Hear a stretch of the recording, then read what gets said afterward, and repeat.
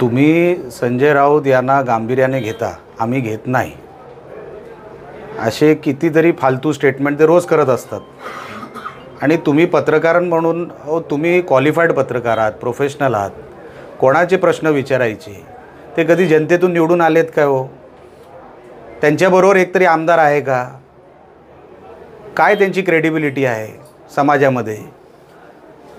अहो, जो पत्रकारांच्या माईकवर थुकतो, जो एका महिलेला शिवीगाळ करतो, अर्वाच्य भाषेमध्ये वेगवेगळ्या नेत्यांबद्दल बोलत असतो, अशा व्यक्तींबद्दल तुम्ही प्रश्नही का विचारता? त्यांचं काम आहे ते काहीतरी, तुम्ही न्यूज बनवता त्याची.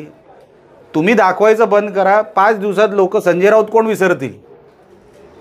पण तुम्ही का जिवंत ठेवलं आहे? म्हणजे कशासाठी जिवंत? म्हणजे असा मीडियामध्ये जिवंत ठेवलं आहे मलाही कळत नाही. काय कर्तृत्व त्या माणसाचं महाराष्ट्रामध्ये? योगदान काय? कधी रात्री तयार केलं की चला एक नवीन बातमी सोडूया. सगळे आम्ही शिंदे साहेबांबरोबर आहोत.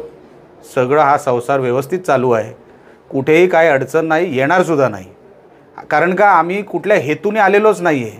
हिंदुत्व हा विचार असेल आणि महायुती ते कोण बाजूला ठेवायचे, तर हे सगळे जे काय महाविकास आघाडीने ज्यांनी भकास करून टाकला ना महाराष्ट्र आणि देश, अशा लोकांना सत्तेपासून लांब ठेवणं हे आमचं कर्तव्य समजतो आम्ही.